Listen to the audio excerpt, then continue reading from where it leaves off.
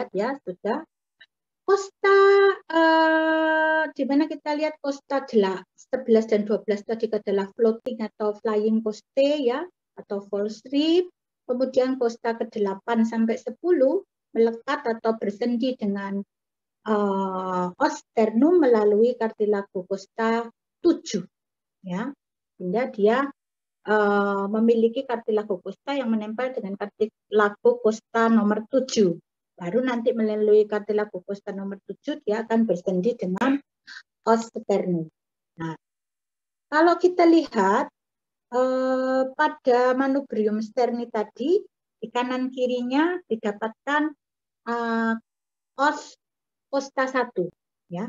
Sedangkan di lateral dari perbatasan antara manubrium dan corpus costa didapatkan kosta kedua ya. Kemudian nanti di persendian atau perbatasan antara corpus sternum dengan processus xiphoideus didapatkan adanya kartilago kosta ke-7 ya. Tadi sudah nampak pada gambarnya. Kemudian ada kelainan-kelainan ya. Kalau terjadi cervical rib di mana adanya ekstra kosta yang bersendi dengan os vertebra nomor cervicalis nomor 7 di sebelah posterior, kemudian ke depan di anterior dia bersendi dengan kosta 1. Kondisi itu disebut dengan cervical rib. Ya, jarang terjadi cervical rib.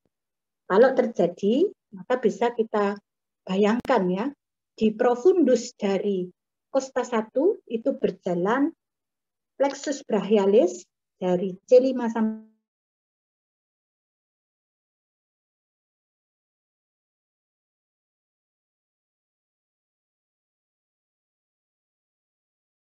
adanya kosta tambahan ya yang berada di bagian superior dari kosta 1.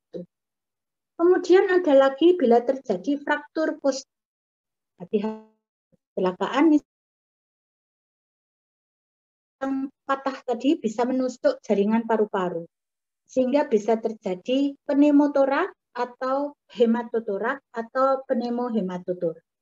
Pneumotorak dan hematotorak ini bisa menyebabkan sesak nafas ya karena paru-paru tadi cedera akibat fragmen dari patah tulang kostanya menusuk ke dalam jaringan pulmo sehingga udara luar bisa masuk ke dalam paru ya menekan paru atau terjadi perdarahan sehingga terjadi hematotorak ya. Nah, keduanya ini perlu penanganan operasi segera. Ada lagi kelainan kongenital yang disebut dengan pectus excavatum dan carinatum.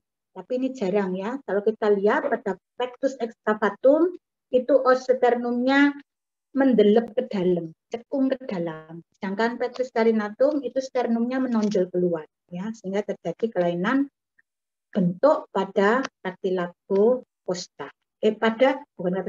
Pada dinding torak atau thoracic wall. Berikutnya kita lihat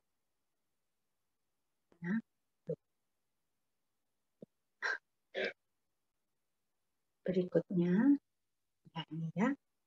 Kalau kita lihat secara seksama adik-adik ya, di antara dua kosta itu terdapat suatu ruangan yang disebut dengan intercostal space atau biasa disingkat dengan ICS atau bahasa latinnya adalah spatium intercostalis.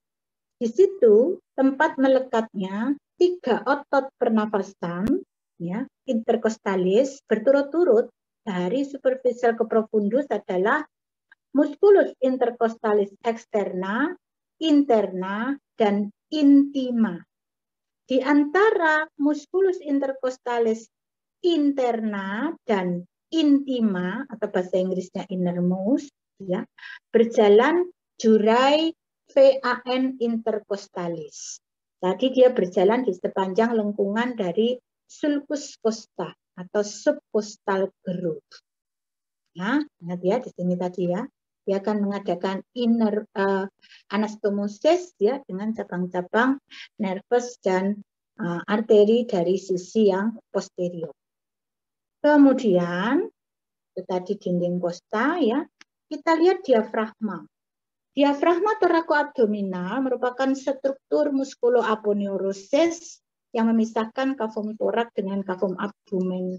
Kalau kita lihat di sisi sentralnya didapatkan sentral tendon ya, dan dia di situ memiliki lubang yang ditembus oleh vena cava inferior kira-kira setinggi vertebra level T8.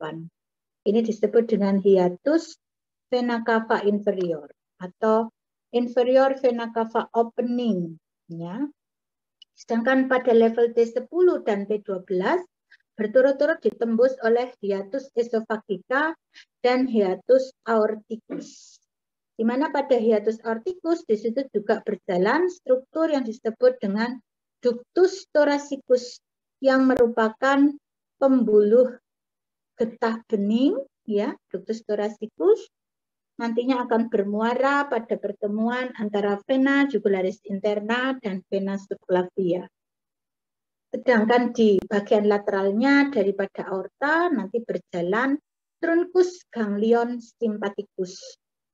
Jadi kalau bolongannya aorta itu kira-kira setinggi vertebra thorax 12, kalau hiatus esophagus dilewati esophagus dan nervus vagus, di situ adalah kira-kira setinggi vertebra torakal 10 ya pada diafragma ya, didapatkan lubang-lubang yang ditembus oleh struktur-struktur tadi. Pada anak-anak, diafragma ini yang disarafi oleh nervus phrenicus yang berasal dari medulla spinalis segmen C3 sampai C5 ya, juga mendapatkan persarafan otonomik dari plexus phrenicus inferior ya. Juga dia akan sensoris dan motorisnya nanti dia akan mendapatkan sensoris juga dari cabang nervi intercostales bagian bawah. Ya, dari cabang nervi intercostales bagian bawah. Ini adalah persarafan dari diafragma. Apabila terjadi kerusakan pada struktur persarafan diafragma tersebut, maka bisa terjadi paralisis dari diafragma yang mengakibatkan pernafasan diafragma terganggu. Ya, pernafasan diafragmanya terganggu, akibatnya pernafasan bisa terganggu. Ya, jadi ini tadi adalah supply dari diafragma, dari nervus phrenicus C3 sampai C5.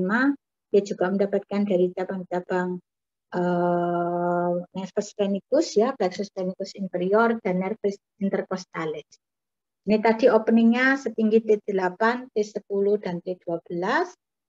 Kemudian kalau kita lihat tadi vascular supply-nya tadi ya, ada arteri intercostalis anterior yang beranastomosis dengan arteri intercostalis posterior, dan dia diikuti oleh vena yang jalannya paralel dan namanya sama dengan arteri. Oh ya, bentar deh.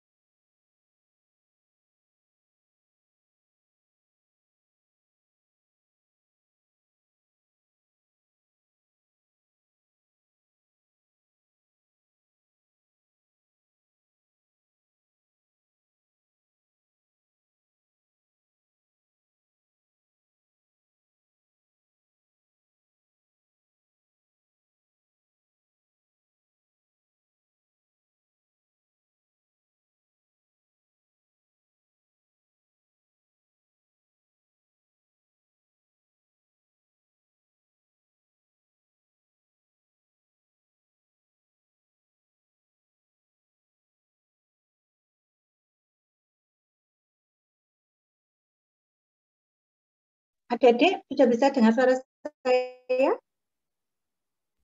Oh, nggak ada orang ya? Oh, iya. Nggak ada yang nyalakan video, kenapa ini? Dinyalakan videonya. Biar saya tahu adik-adik paham apa enggak. Ya.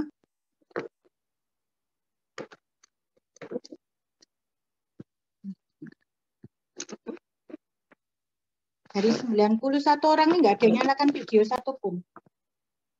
Apa ini ada yang hadir atau yang enggak, nanti dosennya nggak ada yang tahu loh ya.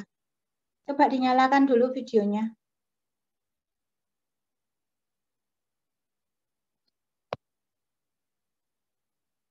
Loh ya toh, diminta nyalakan, yang nyalakan cuma 1/10. Ini berarti yang lainnya ini nggak hadir di kelas. Saya screenshot saja ya, biar saya laporkan ke BMKG. Saya screenshot dulu aja.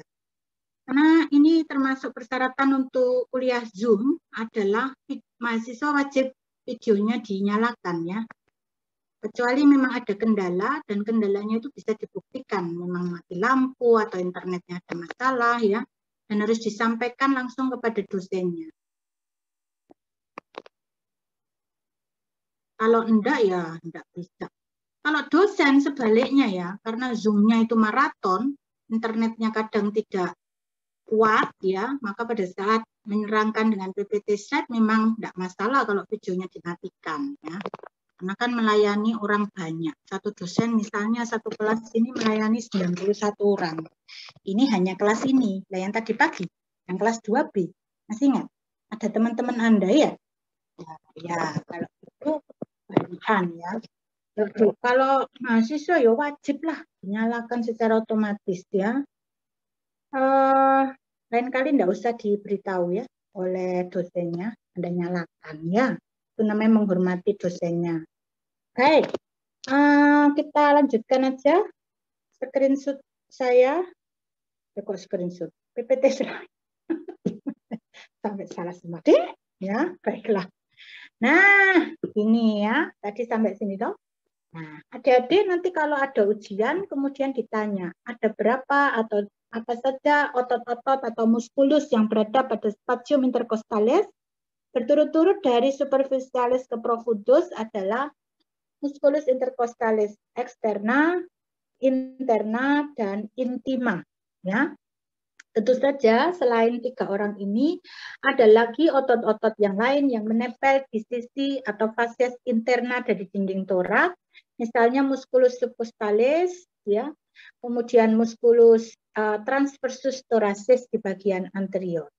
Mereka ikut membantu, terutama pada saat inspirasi aktif untuk memperbesar diameter dari dinding toraks. Ya, baik, sekali lagi demikian struktur yang menyusun dari dinding toraks. Kemudian, nah, ini ya, kita lihat persarafan ya, persarafan dari dinding toraks disediakan oleh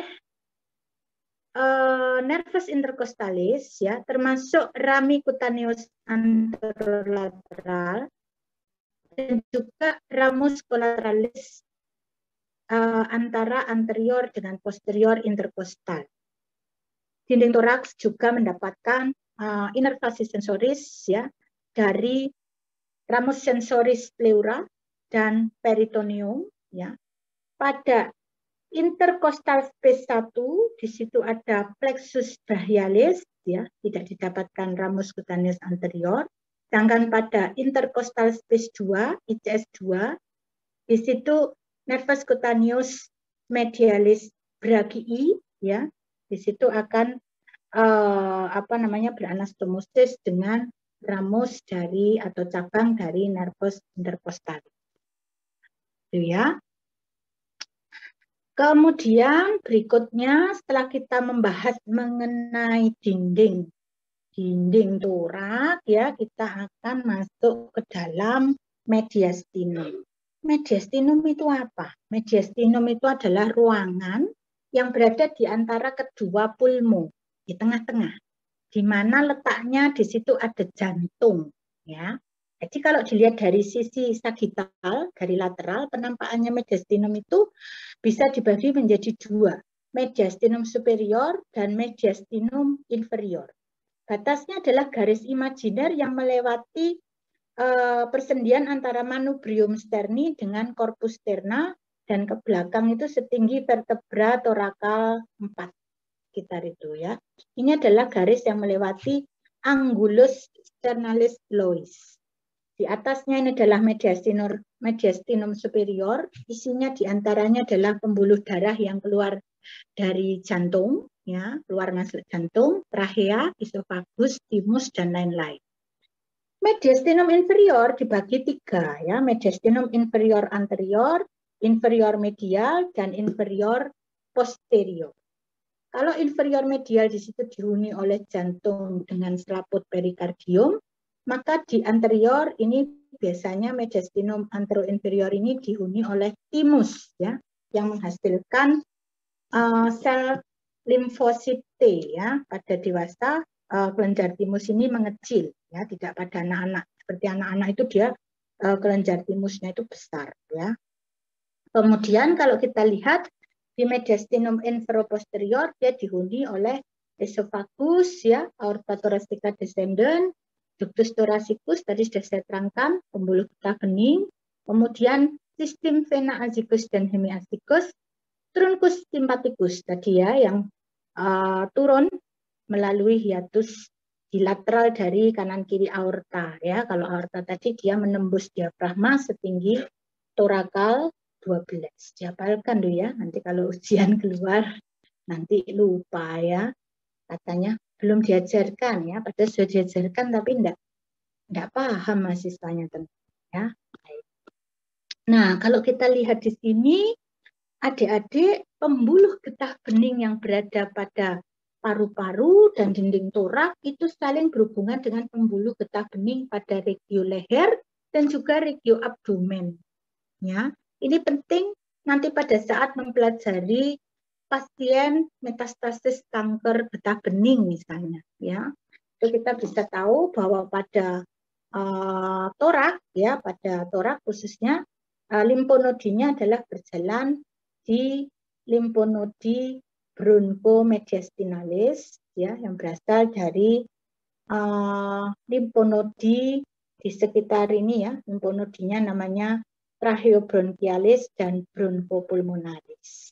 Biasanya ini nanti kalau S1 kedokteran ya yang mempelajari misalnya pada kasus metastasis kanker paru-paru ya biasanya melewati getah bening. Di getah beningnya membesar ya, nampak ada pembesaran. Kemudian nanti dia akan sebelah kiri bermuara ke ductus thoracicus ya. Sebelah kanan dia bermuara pada ductus lymphaticus dexter. Keduanya masuk ke dalam pertemuan antara vena jugularis interna dengan vena subclavia. Ya, panjang getah bening itu masuk ke dalam aliran vena. Bagaimana dengan inervasi ya? Kita lihat tadi sudah mempelajari kalau diafragma oleh nervus phrenicus ya. Kemudian kalau pada paru-paru terutama dari cabang nervus vagus ya, nervus vagus kiri maupun nervus vagus kanan. Kalau dilihat di sini nervus vagus kanan dia berjalan ya dari regio coli ke inferior kemudian memberikan cabang-cabang. Kalau yang bagian kiri dia akan kembali setelah melingkari arcus aorta kemudian ke bawah dia mengeluarkan cabang-cabang membentuk anterior vagal trunk ya. Anterior vagal trunk dan juga plexus esophagus dan juga plexus pulmonarius anterior. Ya, di situ adalah cabang-cabang dari nervus vagus ya yang memberikan juga inervasi untuk pulmo ya. Selanjutnya kita lihat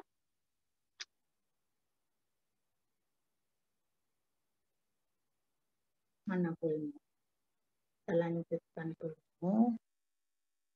Nah, sebelum kita membahas mengenai paru-paru, kita mengenal dulu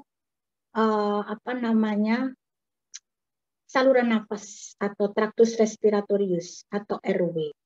Kalau kita lihat, dia terdiri dari tabung tulang rawan atau kartilago. Ya. Dari atas kita bisa melihat setelah laring, ya, ini ya laring terdiri dari kartilago tiroidea dan kartilago krikoidea. Ya, di sini ada membrana krikotiroidea, di mana di sini bisa dibolong ya kalau terjadi sumbatan jalan nafas atas. Biasanya di film-film Anda lihat ininya dibolong ya menggunakan alat ya, tapi tidak boleh sembarangan.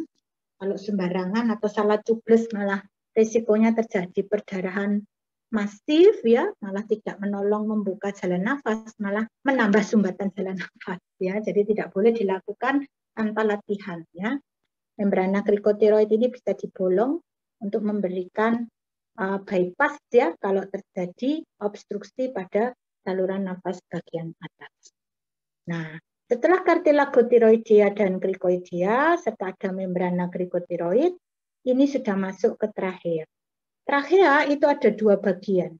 Di bagian anterior tersusun atas tulang-tulang rawan, karena itu disebut dengan pars cartilaginis, ya, cartilago berarti tulang rawan. Sedangkan kalau diputar ke arah posterior, dilihat dari belakang, maka trachea itu berbatasan dengan esofagus, ya, menempel dengan esofagus.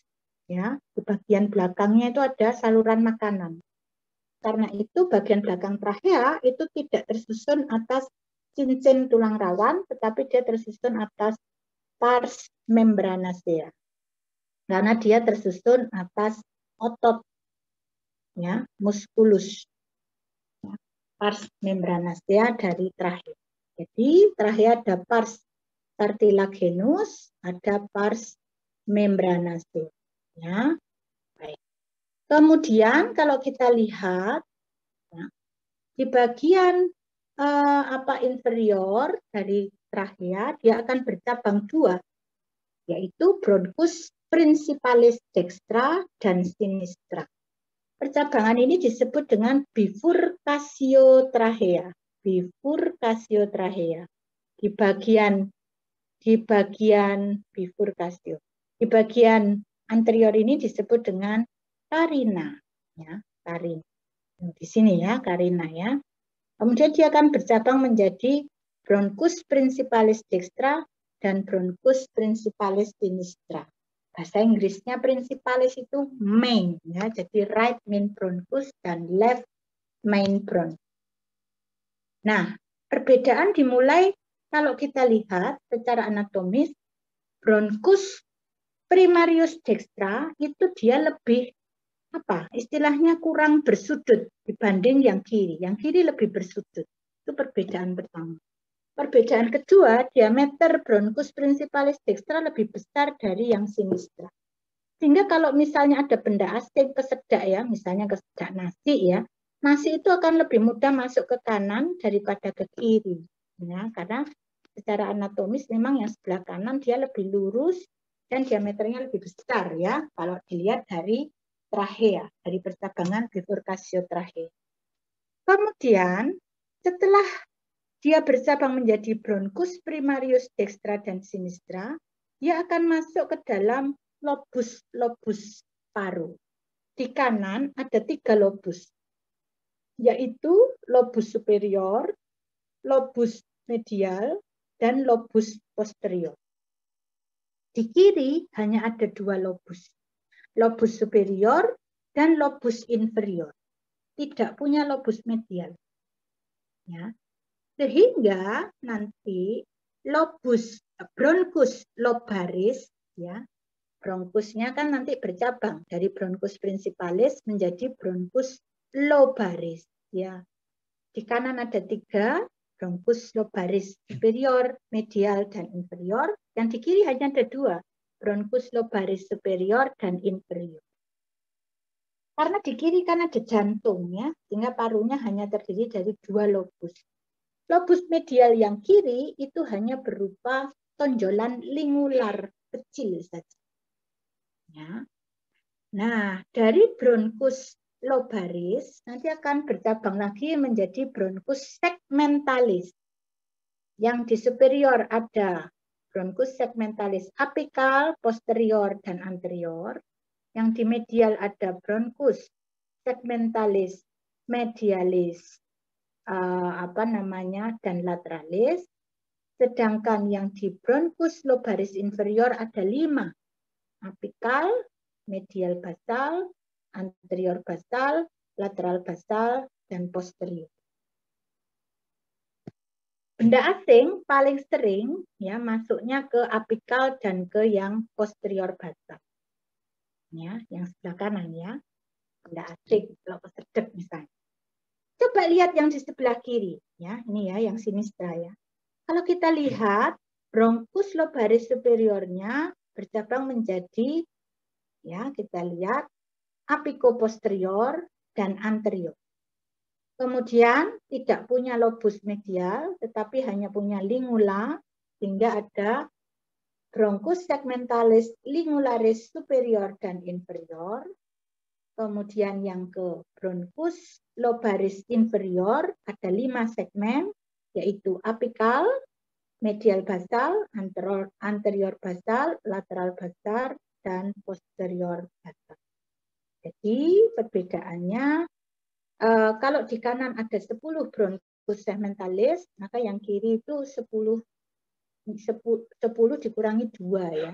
Karena di sini kita lihat hanya ada 2 lobus dan di sini apikoposteriornya jadi 1. Kalau ini kan sendiri-sendiri ya, apikoposterior ya kan.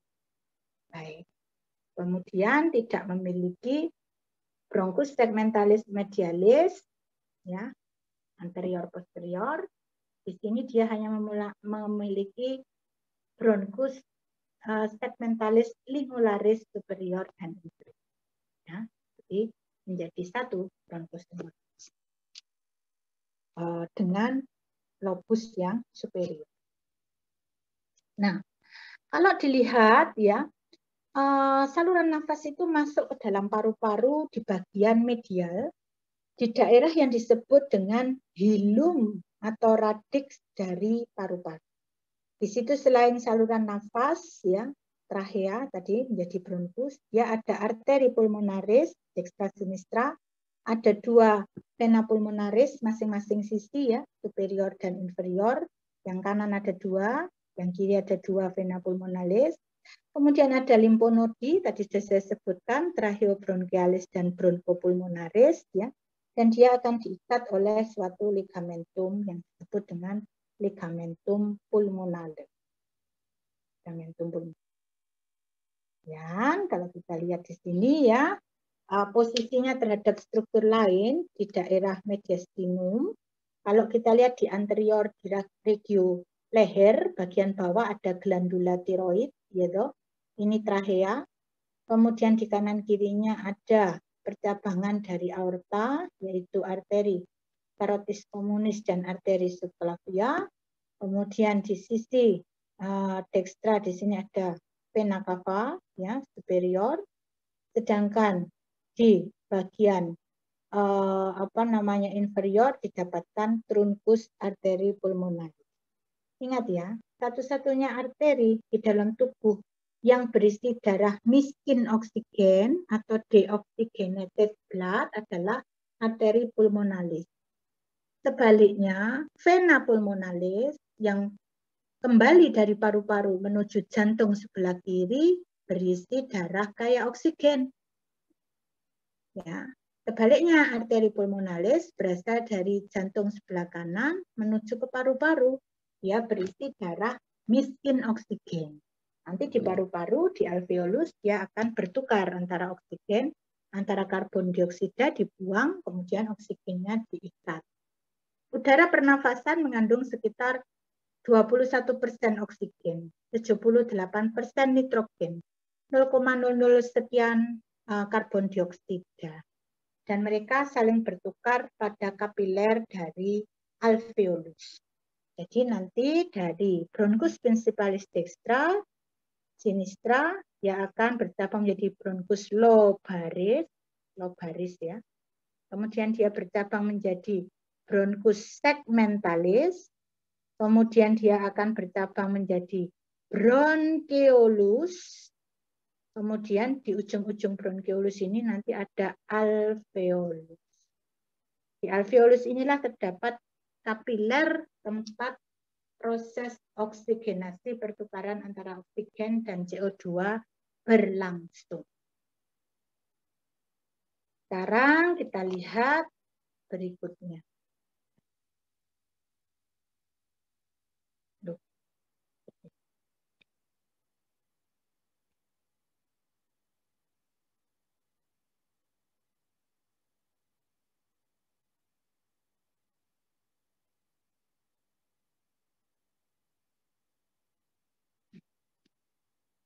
Ini tadi ya, trachea sudah saya terangkan, blood supply-nya apa, bronchopulmonary tree-nya tadi sudah saya terangkan ya, bagaimana dia sampai bercabang sampai dari trachea menuju ke alveolus, urut-urutannya harus hafal ya.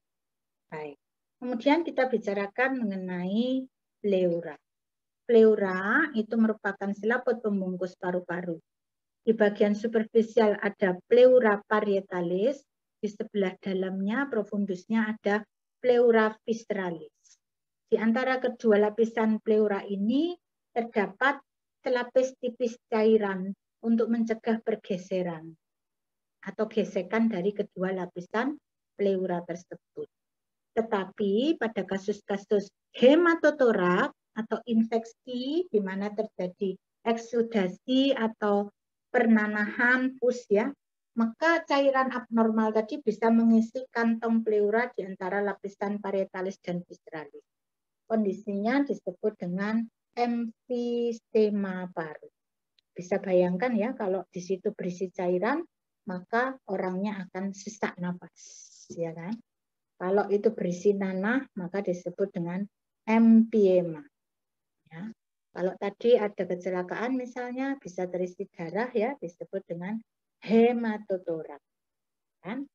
Ini merupakan kasus-kasus kegawat daruratan ya, karena akan terjadi gangguan respirasi.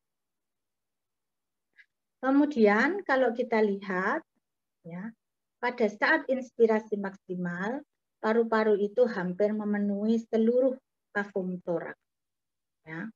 Kemudian kalau kita lihat lagi pada pleura parietalis itu sensitif terhadap rasa nyeri dan raba ya, karena dia diinervasi oleh tadi sudah saya katakan mirip dengan diafragma ya, nervus phrenicus dan nervus intercostalis.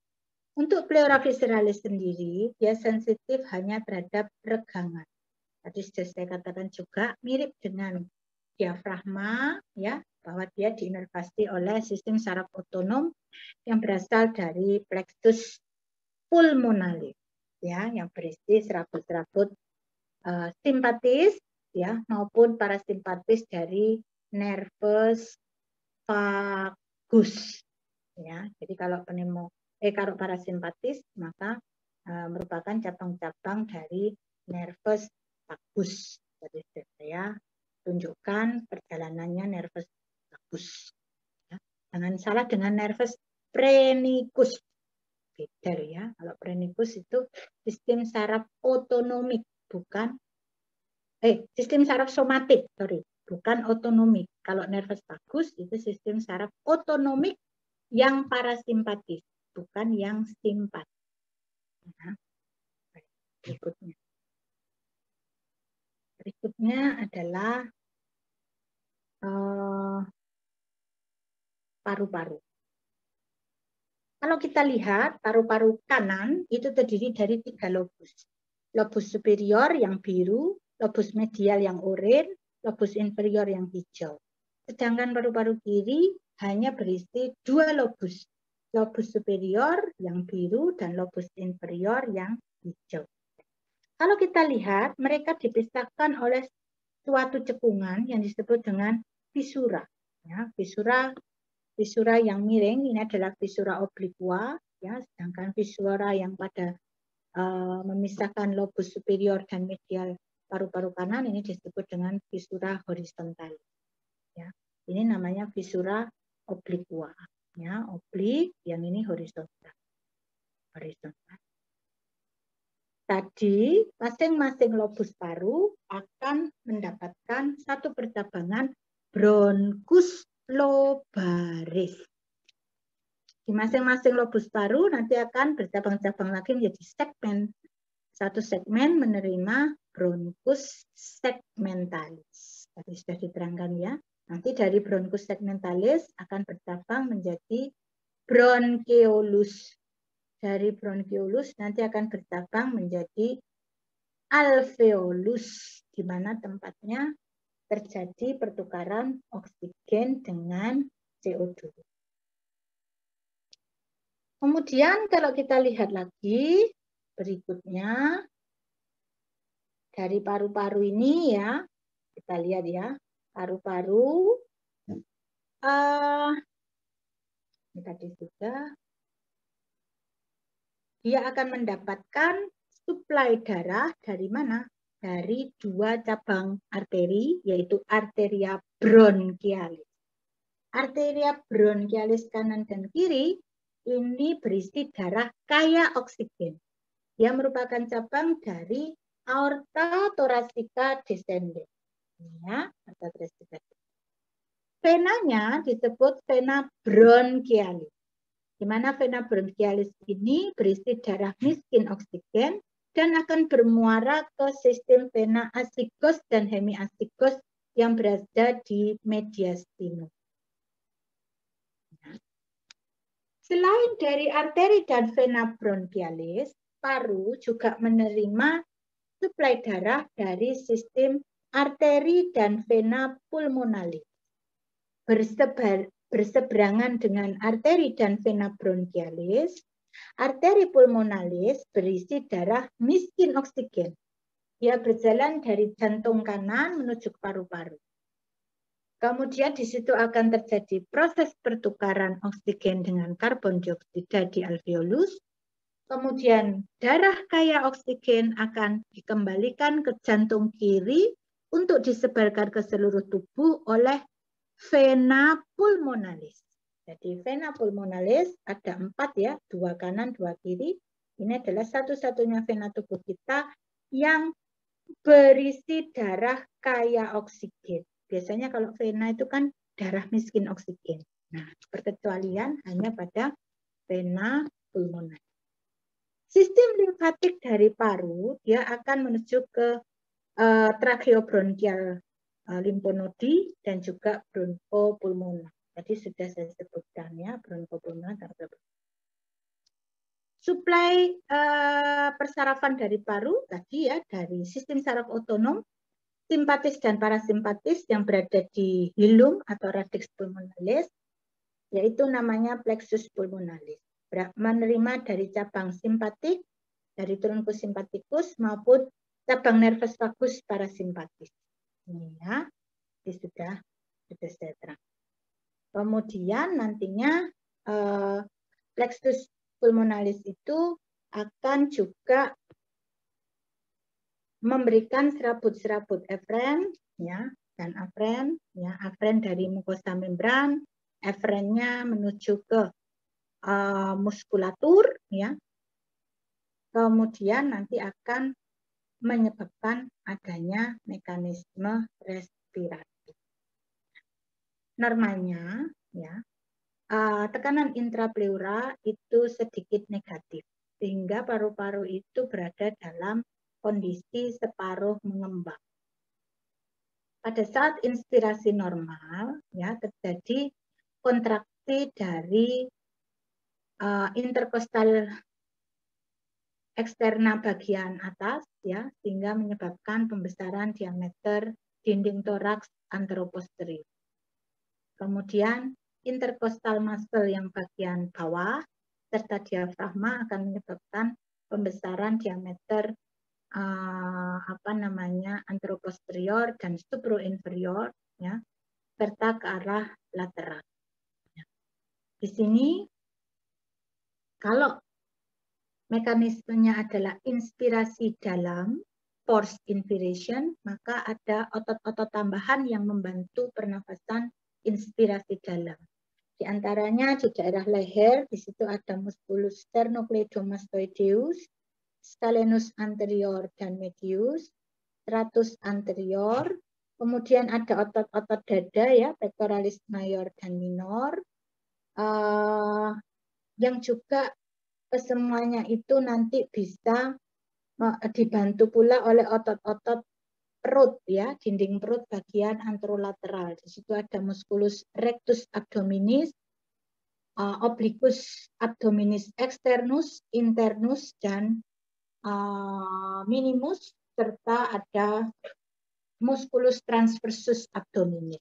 Kesemuanya merupakan otot-otot aksesori pernafasan, terutama pada fase inspirasi dalam, ya, deep inspiration. Kalau ekspirasi tadi semua sifatnya pasif ya, kecuali kalau ada ekspirasi dalam.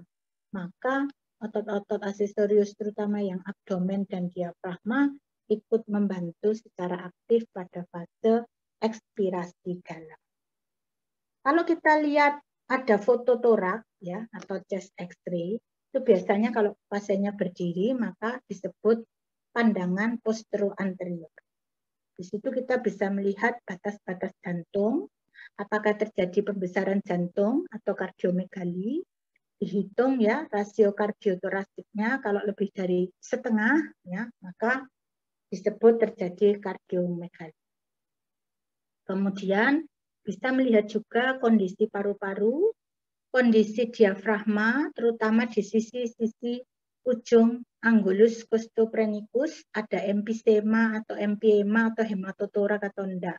Kalau ada cairannya maka di sisi anggulus costophrenicusnya akan menjadi tumpul ya, sudut anggulus costophrenicus. Kan gambarannya seperti ini. Nah, gambarannya paru-paru gini ya, pada foto torak ya. Di sini adalah kalau terisi cairan dia akan jatuh ke anggulus costophrenicus. Ya di sini. Di sini kita bisa melihat jantung, ya toh.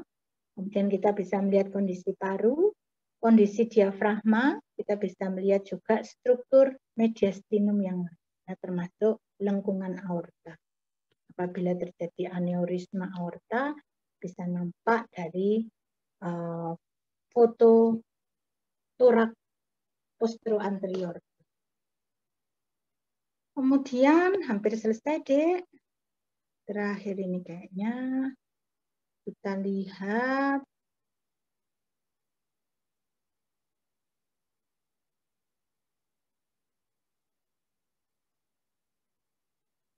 ini persarafannya tadi ya, mungkin bisa di screenshot biar adik-adik tidak lupa ya kalau nervus phrenicus berasal dari segmen medulla spinalis T3 sampai T5, ada nervus phrenicus kanan atau dextra dan kiri atau sinistra, kemudian dia mempersarafi diafragma ya. Dia juga mempersarafi perikardium, pleura mediastinalis dan peritoneum. Kemudian nervus vagus, tadi berasal dari nervus cranialis nomor 10, ada nervus vagus kanan dan kiri. Dia berasal dari nervus cranialis nomor 10 dan memberikan persarapan otonom parasimpatis ya, bagi paru dan pleura, ya, pulmo dan pleura. Kemudian cabang dari nervus vagusnya ya, kalau yang kiri ya nervus laryngeus recurrens sinistra, kalau yang kanan nervus laryngeus recurrens dextra. Kemudian dia akan membentuk trunci nervi vagi ya, yang anterior nanti akan berkontribusi membentuk plexus cardiaca dan plexus pulmonarius untuk sistem saraf otonom bagi jantung dan vagi. Untuk yang simpatis berasal dari truncus simpaticus ya, dengan ganglion trunci simpati yang terletak di kanan dan kiri vertebra pada dinding posterior toraks ya. Di situ nanti ada serabut-serabut simpatis. Kalau yang level T1 sampai T5 dia akan memberikan persarafan simpatis untuk jantung, pembuluh darah besar, paru dan esofagus. Sedangkan yang preganglion T5 sampai T12 nanti akan membentuk nervus splanchnicus. Kalau T5-10 nervus splanchnicus majus, T10-11 nervus splanchnicus minus, T12 nervus splanchnicus minimus. Ini loh. Ya. Maius itu greater, minus itu lesser, minimus itu li. Ya. Mereka semua adalah cabang dari nervus splanchnicus serabut preganglion T5 sampai T12 yang membawa serabut simpatis ya untuk vertebra thoracica dan juga pleura parietalis. Untuk plexus cardiacus ini lebih cenderung memberikan persarafan untuk jantung dan perikardium ya, berisi serabut saraf otonom simpatis dan parasimpatis. Begitu pula dengan plexus pulmonarius. Plexus pulmonarius juga membawa serabut-serabut simpatis dan parasimpatis. Sistem sarafnya adalah otonom. Kemudian apa ada lagi di sini? Saya rasa sudah. Ya, ini mungkin perlu dilihat oleh dokter ya. Kalau dari permukaan maka pulmo itu menempati hampir seluruh kafum atau kavitas toraks ya, dextra dan sinistra. Ini tadi sudah saya katakan kalau di kanan ada visura horizontalis atau visura transversa dan visura obliqua karena ada 3 lobus. Kalau yang kiri hanya ada 2 lobus ya, yaitu lobus superior dan inferior beserta lingula superior dan inferior. Dan hanya ada 1 visura yaitu visura obliqua.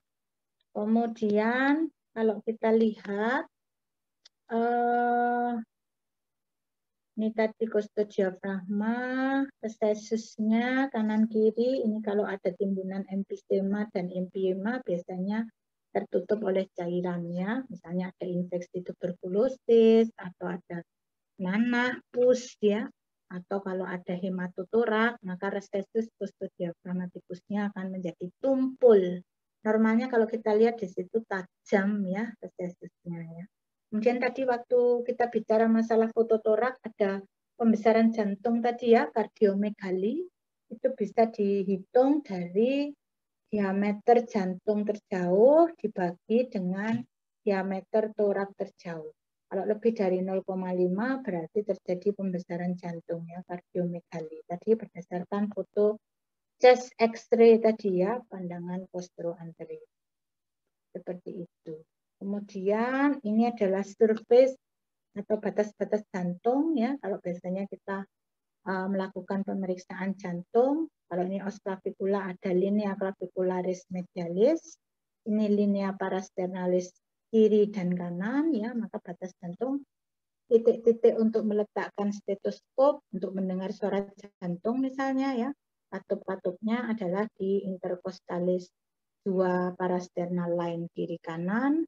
Ya, kemudian ICS 5 linea parasternalis kanan dan juga ICS 5 pada linea clavicularis medialis ya, terutama untuk mendengarkan suara jantung 1 dan 2 baik dari katup aorta, katup pulmonalis, katup ini ya, aorta, katup pulmonalis, katup tricuspidalis maupun katup mitralis dari jantung. Saya rasa cukup sekian untuk anatomi dari sistema respirasi. Apa ada yang mau ditanyakan? Adik-adik sudah difoto tadi, di-share ya, boleh di-share, difoto, nanti belajarnya dari situ aja. Nanti yang ditanyakan soalnya ujian ya yang dari situ aja, enggak usah yang tahu. Ada yang terlewat tadi fotonya? Sudah difoto semua? Sudah ya? Baik. Baik. Kalau untuk absen dosen sudah katanya tadi sudah otomatis ya karena lewat push nih ya. Enggak tahu kalau mahasiswa. Tapi sudah saya screenshot tadi ya dari awal ya. Baik, kalau tidak ada pertanyaan bisa saya cukupkan sekian kuliahnya anatomi, mudah-mudahan bermanfaat ya. Mohon maaf, kurang lebihnya terima kasih. Assalamualaikum warahmatullahi wabarakatuh. Selamat siang. Saya izin live Zoom. Waalaikumsalam warahmatullahi wabarakatuh. Terima kasih banyak, Prof. Terima kasih, Prof. Terima kasih, Prof.